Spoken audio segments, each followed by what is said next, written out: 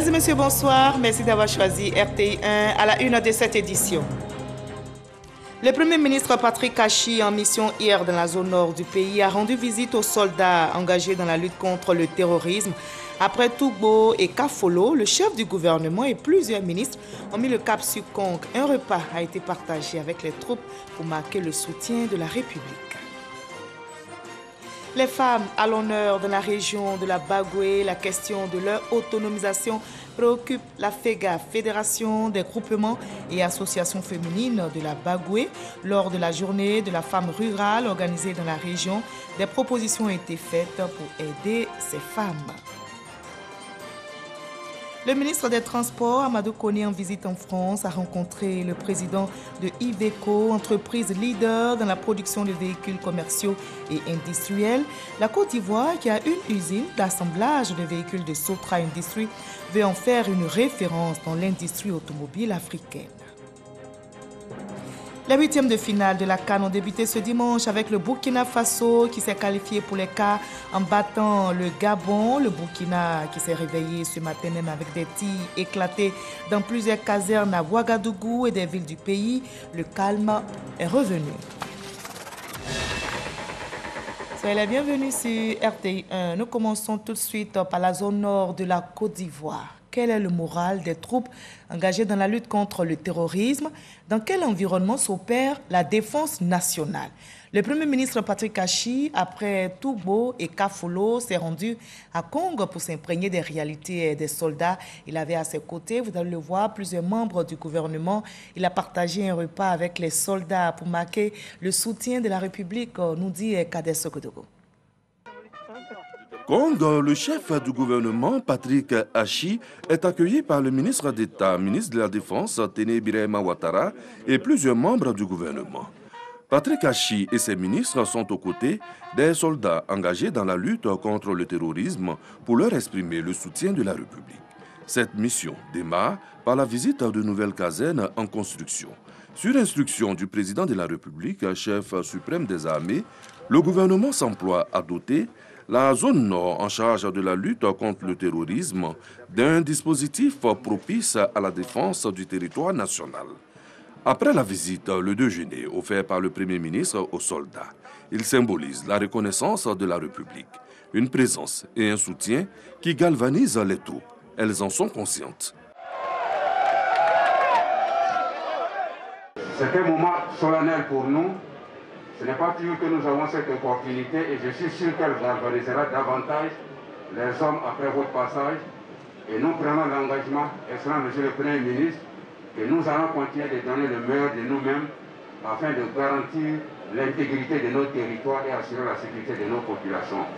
La défense nationale, au péril de sa vie, un sacrifice qui éblouit la République solidaire et reconnaissante à ses soldats. Patrick Achi a tenu à le signifier. Vous ici, vous êtes au front, au combat. Vous également, vous le faites pour les Ivoiriens, pour le pays, votre patrie, et vous cherchez à donner le meilleur de vous-même, jusqu'au sacrifice de votre vie, pour que ce pays soit préservé, soit souffle. Vous avez ceci de plus que nous, que votre combat, il peut aller quelquefois jusqu'au sacrifice de votre vie. Voilà pourquoi je dis que nous sommes fiers de vous. Vous êtes loin de vos familles et quelquefois peut-être qu'il peut vous arriver d'être gagné par quelques sentiments défaitistes. Dans ces moments difficiles, sachez que aussi bien le président de la République que nous ici, chacun d'entre nous, vous portons en prière et avons une pensée pour vous. Le lien armée-nation est plus que fort. L'armée ivoirienne est debout et obéissante à des instructions de son chef, le président de la République, Alassane Ouattara. Elle l'a exprimé à l'unisson.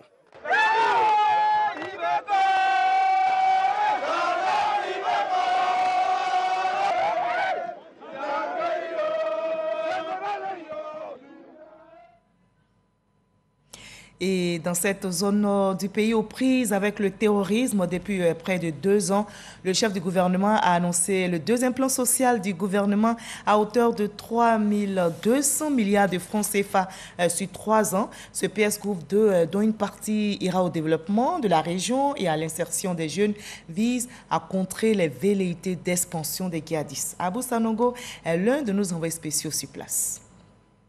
C'est à Tougbo, chef-lieu de commune et de sous-préfecture, appartenant au département de Bouna, dans la région de Bounkani, que le Premier ministre Patrick Achi, accueilli dans la liesse, a procédé au lancement officiel de la deuxième phase du PS Gouv 2022-2024, notamment l'exécution des actions d'insertion des jeunes des zones sous menace terroriste. Il s'agit d'un programme spécial d'appui à l'insertion des jeunes des zones frontalières nord et qui fait partie intégrante de l'axe 1 du programme social du gouvernement à la lutte contre la fragilité des zones frontalières nord. Il vient donc amplifier les interventions de l'État en matière d'insertion des jeunes. Ce programme, dont le coût global est de 8 602 216 030 francs CFA, dont 1 815 466 030 francs CFA apportés par la France à travers le CDD, permettra d'offrir des opportunités de formation et d'insertion à 19 812 jeunes répartis comme suit. Nous avons 1800 jeunes pour les travaux à haute intensité de main-d'œuvre. Ensuite, nous avons 3350 jeunes qui vont bénéficier de la formation de reconversion ou d'apprentissage ou de permis de conduire. 6362 jeunes bénéficieront d'un financement pour les activités génératrices de revenus et des micro et petites entreprises. Nous avons ciblé pour ces régions 8000 bénéficiaires des subventions dans le cadre du fonds d'appui aux acteurs du secteur informel. Enfin, nous avons 300 jeunes volontaires communautaires. Plusieurs jeunes des zones sous menace terroriste ont bénéficié d'un fonds spécial pour développer leurs projets. Je viens de bénéficier d'un bon de permis de conduire. Vraiment, je suis très heureuse. Il faut que nous restions aussi concentrés et soutenons aussi Monsieur le Président de la République pour tout ce qu'il fait pour la jeunesse. Le Premier ministre Patrick Achi a rappelé l'importance de ce programme et a exprimé sa gratitude au Président de la République Alassane Ouattara pour ses efforts en faveur de l'insertion des jeunes. Le PS Gouv 2 qui va naître va ainsi incarner la vision et la volonté du Président de la République d'une Côte d'Ivoire toujours plus solidaire et s'articuler autour de 5 axes stratégiques. La lutte contre la fragilité dans les zones frontalières du Nord, l'amélioration des conditions d'études au primaire, au secondaire et au supérieur, l'amélioration des conditions de vie des ménages, l'insertion professionnelle des jeunes et le service civique, et enfin la couverture sociale des populations fragiles. Cet engagement du Président de la République au plan national prend tout son sens ici, à Tougbo, dans cette aire frontalière de l'extrême nord de notre nation, qui sont confrontés depuis quelque temps à l'un des plus grands défis sécuritaires de notre pays et notre sous-continent, auxquels ces derniers n'ont jamais été confrontés. Et nous refusons fermement qu'ils puissent devenir ou se répandre ici, sur notre sol, parmi nos concitoyens, avec son cortège de mots, de vies transformées et parfois, hélas, enlevés par des actes innommables. En effet, nous savons tous que la cause profonde de la plupart des crises et de l'instabilité dans notre sous-continent est l'oisiveté qui pousse certains jeunes, gagnés par le désespoir, attirés par le mirage des gains faciles, à des actes de déstabilisation dont ils ne perçoivent pas la portée et le projet. C'est fort de cette conviction humaine et sociale incontestable que le PS Gouv 2 mettra au cœur de son réacteur un appui puissant à la jeunesse dans toutes les régions du Boukani, du Tchologo, du Poro, de la Bagoué, du Kabadougou et du Foulon. Patrick Achi a salué l'effort militaire dans la lutte contre le terrorisme. Permettez-moi de saluer l'effort militaire si intense, exigeant, courageux de nos forces armées, à la hauteur des attentes de nos populations et de l'exigence de la situation. Cet effort extraordinaire, il continuera demain à être renforcé avec l'énergie et la détermination les plus absolues. 2 véhicules flambant neufs ont été mis à la disposition de la jeunesse de tous bords, à l'effet de l'aider à développer ses projets dans le cadre du PS-Gouv qui concerne la formation complémentaire qualifiante, l'apprentissage, les micro et petites entreprises, le programme de volontariat communautaire et l'appui spécifique du fonds d'appui aux acteurs du secteur informel. Plus loin en France, le ministre des Transports, Amadou Koné, en visite de travail, a rencontré le président de Iveco, entreprise leader dans la production de véhicules commerciaux et industriels. Après l'inauguration de l'usine d'assemblage de véhicules de Sotra Industrie, la Côte d'Ivoire, notre pays, veut harmoniser le plan de mise en œuvre des objectifs fixés pour faire de cette usine une référence dans l'industrie automobile africaine. Michel Digré, Alexis Ouedraogo nous en disent plus. Une dizaine de jours après l'inauguration de l'usine d'assemblage de véhicules, le ministre des Transports et le directeur général de la Sotra se rencontrent sur les bords de la Seine avec leur partenaire italien Iveco. Après le lancement officiel des activités de l'usine, il faut mettre les bouchées doubles et atteindre le plus rapidement possible les objectifs fixés, à savoir produire 1000 minibus Made in Côte d'Ivoire par an avec 500 emplois directs et 1500 emplois à terme. C'est un projet qui permettra de créer un écosystème industriel avec plusieurs fournisseurs, notamment la fourniture des sièges, la fourniture des plastiques, la fourniture de bois, menuiserie et la fourniture des composantes électroniques et aussi la fourniture des pièces mécaniques pour l'entretien et la construction de ces véhicules en Côte d'Ivoire. Et ceci aussi permettra aux jeunes d'avoir des emplois. Ils seront formés au métier de la mécanique, au métier de la sellerie, au métier de la tôlerie, à tous les corps de métiers qui sont impliqués dans la construction et le montage de véhicules. Pour les responsables de Iveco, une attention particulière sera accordée à la qualité des véhicules produits, mais aussi au service après-vente. Tous ces véhicules, il va falloir les suivre, les maintenir dans la durée. Et donc, en complément de tout ce qui a été dit, nous allons aussi rajouter ce volet de maintenance en créant des points de service et par le fait aussi des formations et des moyens pour assurer la création et la mise en place donc, de ces points de service pour suivre tous ces délits ivoires qui ne manqueront pas d'arriver un peu partout dans le pays dans les 2-3 prochaines années. Les échanges ont également porté sur l'accélération de la création de la zone industrielle automobile de San Pedro. Le Premier ministre nous a instruit à l'effet de continuer les discussions pour accélérer donc, la réalisation de ce projet. Et c'est pour cela que nous sommes là pour cette séance de travail. Je me réjouis de ce que nos partenaires, actionnaires aussi de la Sotra, sont très engagés donc, sur ce projet. Ils ont beaucoup travaillé depuis une dizaine de jours avec nos équipes. Ils nous ont fait un point donc, de ce qui a été réalisé. Et je pars confiant de ce que donc, le projet est véritablement en train d'être lancé. Et d'ici 2 à 3 années, le temps de construire donc, la zone industrielle, les choses devront donc se mettre en place assez rapidement et nous aurons cette zone industrielle dédiée à l'automobile avec leur concours et avec le soutien fort donc, du Premier ministre. Fruit d'un partenariat entre la Sotra et l'entreprise italienne Iveco, l'unité fournira le marché local en contribuant au renouvellement du parc automobile. Il approvisionnera également l'Afrique de l'Ouest, de l'Est et du Centre. Notons que les minibus Iveco Deli Ivoire sont configurables en ambulance, camions frigorifiques, véhicules de transport et autres marchandises diverses. Les défis restent également relevés au plan sanitaire. La Côte d'Ivoire intensifie la lutte contre la pandémie de Covid-19 qui sévit dans le monde.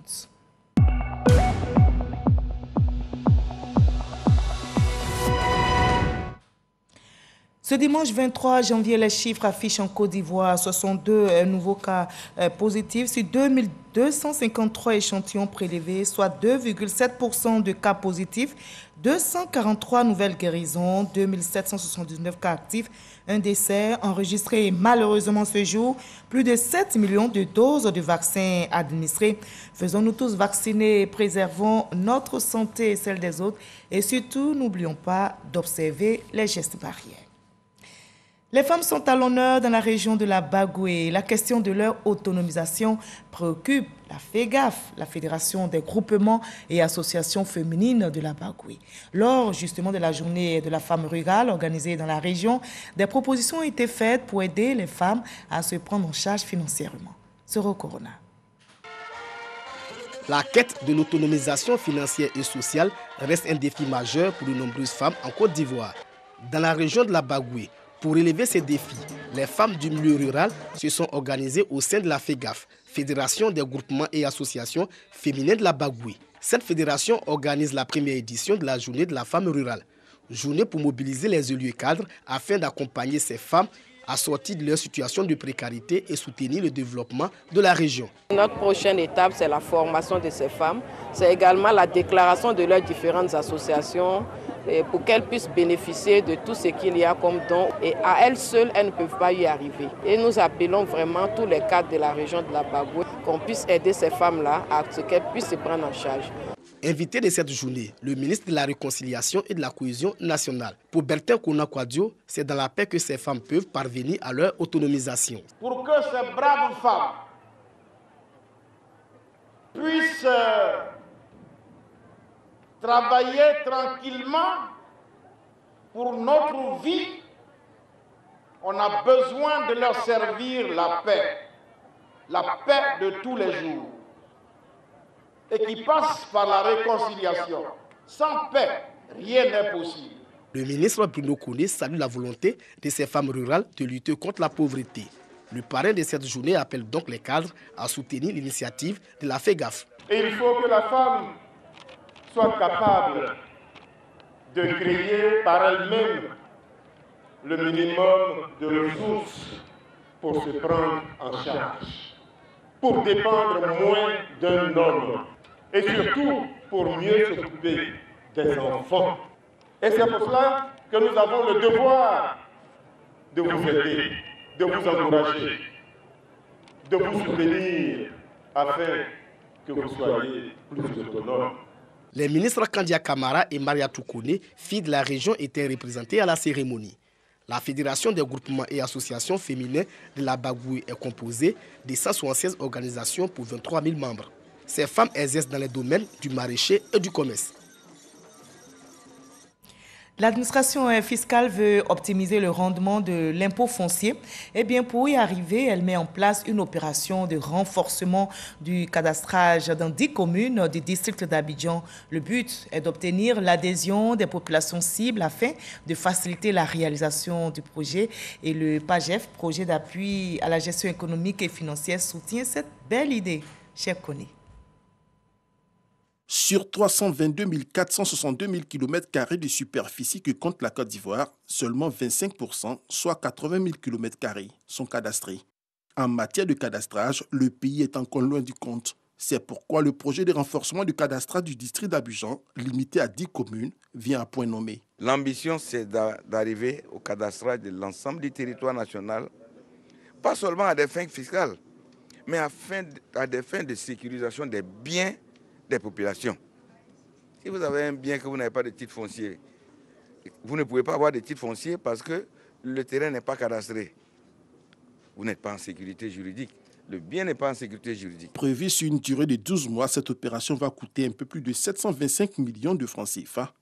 Un financement rendu possible grâce à la Banque africaine de développement à travers le PAGEF, projet d'appui à la gestion économique et financière. Un soutien financier à la dimension de l'importance du projet. C'est félicité le représentant du ministre du Budget et du portefeuille de l'État. Cette opération revêt donc une importance capitale car elle vise à terme à améliorer le cadre de vie et la gouvernance foncière dans le district d'Abidjan.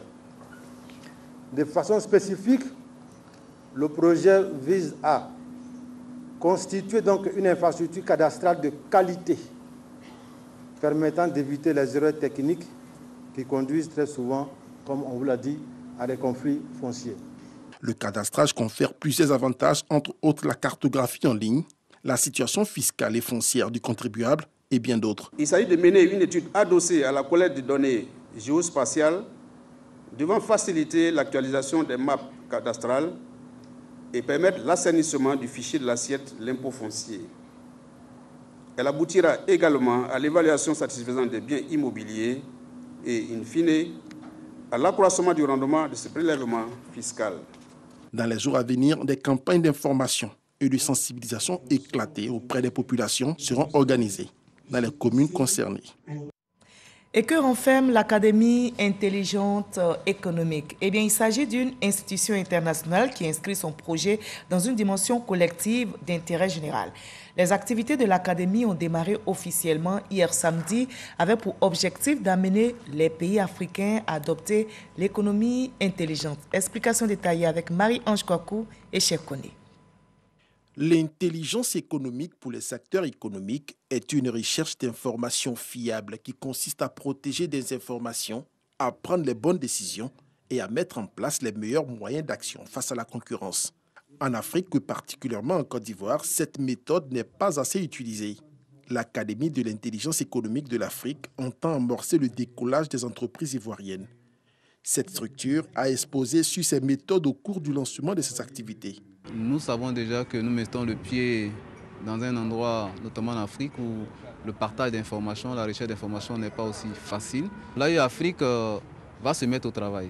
Nous avons différents programmes, nous avons un chronogramme.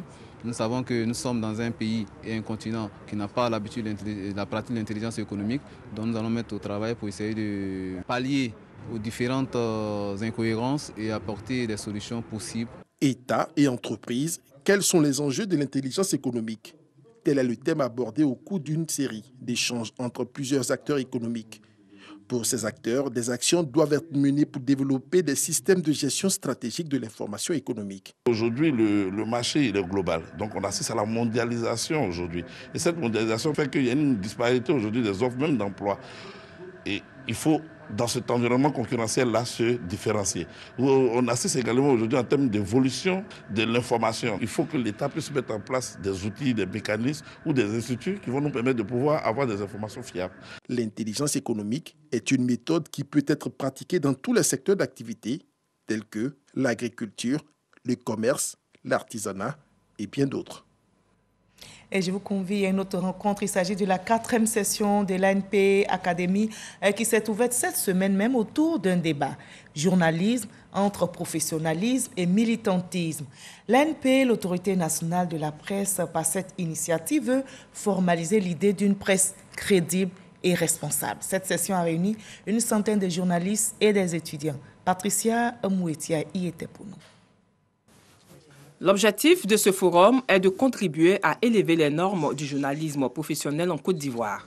À en croire le président de l'ANP, les journalistes doivent s'appliquer à respecter le code de déontologie et les règles d'éthique de la profession de journalisme. Est-ce qu'on peut être un journaliste professionnel ou est-ce qu'on peut faire du journalisme en étant militant? Est-ce que c'est possible? Est-ce que c'est compatible? Est-ce que la discipline d'un parti politique peut être soluble dans le code de déontologie qui est le code professionnel des journalistes? Avec pour thème journalisme entre professionnalisme et militantisme, les avis sont partagés. Les journalistes auront beau jeu de dire qu'ils sont professionnels, mais ils ne pourront jamais apporter la preuve par suffisance qu'ils ne sont pas arrimés soit à un parti politique ou qu'ils ne soutiennent pas des acteurs politiques de premier plan, dans la mesure où la quasi-totalité des instruments de diffusion ou d'expression plurielle sont des lobbies qui sont derrière et qui portent ces sociétés-là.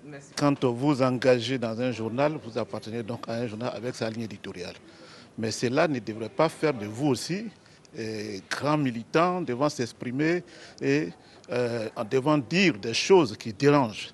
La ligne éditoriale, elle doit être respectée par le journal lui-même. Si vous ne pouvez plus respecter la ligne éditoriale, c'est ce qu'on appelle la clause de conscience professionnelle. Pour le docteur Sidiki Bamba, enseignant des sciences de l'information, le respect du code de déontologie doit transparaître dans les écrits du journaliste, quel que soit son militantisme prononcé pour un parti politique. Militantisme et journalisme ne peuvent pas s'accorder, dans la mesure où ce sont deux entités opposées. Quand on est militant, on est respecté de certains principes d'un parti politique.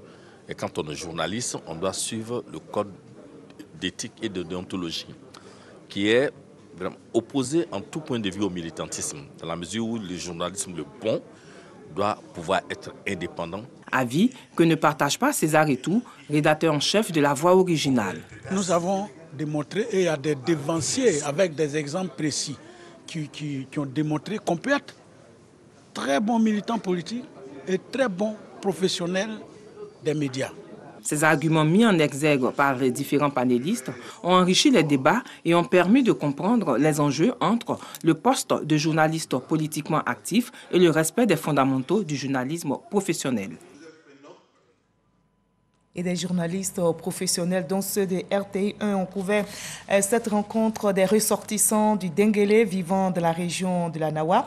Ces ressortissants ont un nouveau chef, son nom, Adama Doumbia. Il a été installé en présence des populations de la Nawa venues nombreuses pour célébrer la cohésion et le vivre ensemble. Le témoignage de Sam Kona. Adama Doumbia, alias Kifi Doumbia, est le nouveau chef de la communauté Odieneka, résident dans la région de la Nawa, après avoir passé 89 ans à Soubré, sa ville natale. Cette investiture va renforcer la cohésion entre nous, les enfants du Denguélé, résidents à Soubré. C'est pour consolider et renforcer la cohésion que nous sommes aujourd'hui à cette cérémonie. Adama Doumbia a été investi chef de la communauté Odieneka par le ministre-gouverneur Philippe Légré et le ministre des Eaux et Forêts, Alain Richard Donwayi, président du conseil régional de la Nawa.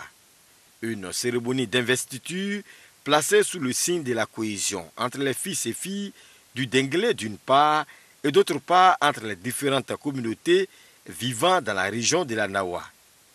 La présente cérémonie, qui est marquée du sceau du renforcement de la cohésion sociale, s'inscrit dans la vision du président de la République, son Excellence Alassane Ouattara, qui prône une Côte d'Ivoire solidaire et fraternelle. Vos mérites personnels vous ont placé à la tête de la communauté malinké. Je vous encourage à prendre en main totalement la destinée de vos parents malinké résidant ici à Soubré. En effet, Kifi Doumbia, je vous invite à vous mettre dans une vision républicaine. Recherchez la justice et prenez l'amour entre vos administrés. Le nouveau chef de la communauté Odieneka a reçu un véhicule de type 4x4 des mains du ministre Alain Richard Donwayi. Sur le terrain littéraire, Dr Aka Eleté propose une dernière guerre contre la pauvreté et le chômage. Le docteur en sciences de gestion développe sa stratégie dans un ouvrage qu'il vient justement de dédicacer. Dr Aka Eleté invite à faire des travailleurs de demain des créateurs d'emplois et non des demandeurs d'emploi. Issa Chunayo. Comment entreprendre et lutter efficacement contre la pauvreté et le chômage en Côte d'Ivoire? L'auteur Aka Eleté propose sa recette à travers son ouvrage intitulé « L'entrepreneuriat en Côte d'Ivoire, la dernière guerre contre la pauvreté et le chômage ». J'ai proposé qu'il y ait en Côte d'Ivoire une révolution entrepreneuriale pour lutter de façon durable et efficace contre la pauvreté et le chômage. J'ai dit la dernière guerre parce que, voyez-vous, on a déjà eu 2 guerres et plusieurs crises socio-économiques qui ont amené à la destruction de nombreuses entreprises privées. Et la seule et grande arme dont dispose l'État et les pouvoirs publics, c'est l'entrepreneuriat. Pour le gouvernement et les gouvernants généralement, pour pouvoir booster l'esprit d'entrepreneuriat au niveau de la jeunesse. Deuxièmement, pour les jeunes, les étudiants, comment se transformer en entrepreneur. Et troisièmement, pour le citoyen lambda, pour en faire des champions entrepreneurs. Patron de la cérémonie, le ministre de l'Enseignement supérieur et de la Recherche scientifique indique que l'apport du secteur privé dans la lutte contre le chômage est indéniable. Il faut absolument se tourner vers l'auto-emploi, c'est-à-dire vers la création d'entreprises. Donc vous comprenez bien que l'exercice auquel nous avons été soumis, c'est le lieu pour nous de suivre ce genre d'exercice, je dirais, à plusieurs reprises. Au niveau de l'enseignement supérieur, justement, pour pouvoir faire en sorte que les apprenants qui sortent de notre système sachent qu'il n'y a pas que le secteur moderne qui procure de l'emploi, qu'il faut aussi se tourner vers l'auto-emploi par la création d'entreprises. La dédicace de cet ouvrage a été marquée par un panel d'experts. Des experts qui ont exhorté les Ivoiriens à entreprendre que de chercher à être coûte que coûte fonctionnaires. Le président de la Confédération des professionnels de la filière bovine, viande et lait en Côte d'Ivoire, Karim Fofana, était l'invité du Dimanche Magazine présenté par Hamza Diaby à 13h. Ils ont évoqué le rôle de la filière dans la production animale. Comment amener notre pays à s'autosuffire en protéines animales à travers l'organisation, la formation et la professionnalisation des différents acteurs du secteur. Élément de réponse. La filière en Côte d'Ivoire, il reste à tout faire. Les autorités doivent encore appuyer les acteurs dans leurs activités afin donc de réaliser des fermes formelles, des fermes modernes et former ceux qui sont dans l'activité. Nous existons depuis le 4 novembre 2019. Nous nous sommes mis en œuvre en même temps. Donc nous avons pris le terrain en partie pour d'abord réguler la transhumance au niveau des zones frontalières, au Guinée surtout, pour avoir plus d'expérience dans ce cadre-là. Dans le secteur primaire de l'élevage bovin, nous pouvons facilement créer plus de 2 millions d'emplois. La Côte d'Ivoire gagnera gros dans le pastoralisme. Si nous faisons allusion à des pays comme le Botswana, comme le Kenya, l'Afrique du Sud, vous allez comprendre que les fermes modernes, les ranchs modernes rapportent des milliards à ces États-là. Vous voyez. Or, ici, il y a un problème qui se pose à cause du changement climatique et surtout chez nos frères de l'Interland, donc la zone sahélienne. Vous voyez qu'à partir de décembre jusqu'en juin, il y a un déferlement de millions de bétail sur la Côte d'Ivoire. Et on passe à l'actualité sportive africaine dominée par la CAN au Cameroun. Fini la phase des poules, place aux 8e de finale qui ont démarré ce dimanche 23 janvier.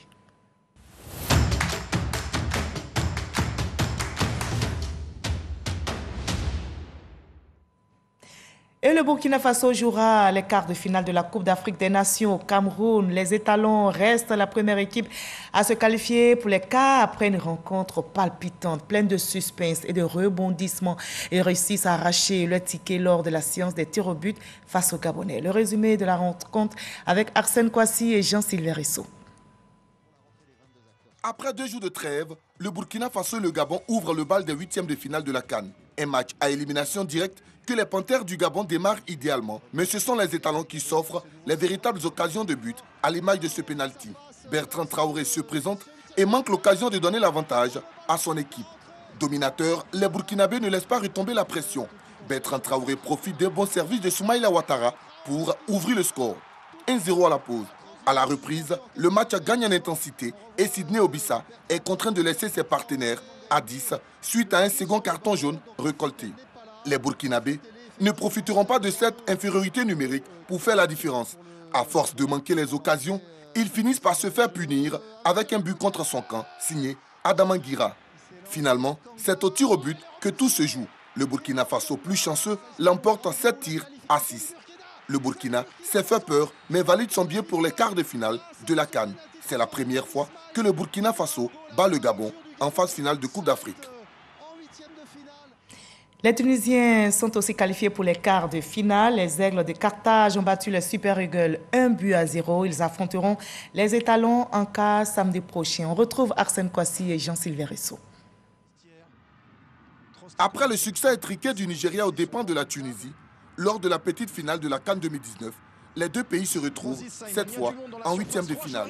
Malgré leur légère domination, les Super Eagles ne trouveront pas la faille. 0-0 à la mi-temps. Un manque de réussite qui sonne le réveil des Tunisiens. L'unique but de Youssef Moussakni suffit au bonheur des aigles de Carthage qui défieront le Burkina Faso samedi prochain en quart de finale. Et RTI vous propose tous ces matchs de la CAN. À l'affiche demain lundi 24 janvier, 2 rencontres. Vous aurez la Guinée face à la Gambie, Cameroun, Comores joueront pour décrocher leur billet pour les quarts de finale. Voilà, je vous propose le reste de l'actualité à l'étranger dans le 7 sur 7. Le résumé de l'actualité internationale de la semaine est réalisé pour vous par Laure Goretti et Alexis Zouretraoko.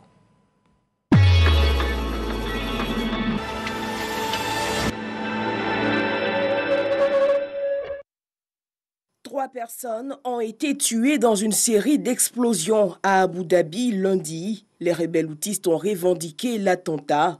Les Émirats arabes unis sont membres d'une coalition militaire sous commandement saoudien qui intervient depuis 2015 au Yémen pour soutenir les forces gouvernementales en guerre contre les rebelles houthis soutenus par l'Iran. La police de la République démocratique du Congo annonce avoir arrêté des auteurs présumés du meurtre de l'ambassadeur italien Luca Antanasio. Selon le commandant de la police de la province du Nord Kivu, l'homme soupçonné d'avoir tiré à bout portant sur l'ambassadeur reste en fuite, mais ses complices ont été arrêtés et présentés à la justice. Les talibans afghans demandent une reconnaissance de la part des pays musulmans. Ils les appellent à reconnaître officiellement leur gouvernement, a annoncé le Premier ministre Mohamed Hassan Al-Koun lors d'une conférence de presse mercredi. La ville du Cap en Afrique du Sud accueille la construction d'une usine où seront élaborés des vaccins dits de deuxième génération. Estimé à 170 millions d'euros d'investissement, le projet devrait permettre de produire 1 milliard de doses par an d'ici 2025. Près de 90 morts dans un affrontement dans la nuit de jeudi à vendredi entre le groupe État islamique et les forces kurdes dans le nord-est de la Syrie. L'offensive lancée par les djihadistes cible la prison de Garoyan où les Kurdes retiennent environ 3500 membres présumés de l'État islamique, dont plusieurs dirigeants, indique l'Observatoire syrien des droits de l'homme. En Guinée, le président de la transition, le colonel Mamadi Doumbouya, a annoncé la liste des 81 membres du Conseil national de transition. L'organe fera office de parlement de la transition. Pour y précéder, le colonel Doumbouya a nommé par décret l'un de ses proches, Dansa Kourouma. Des tirs à l'arme automatique et l'arme lourde ont été entendus ce dimanche matin dans plusieurs casernes au Burkina Faso. Les militaires réclameraient plus de moyens pour lutter contre la menace djihadiste.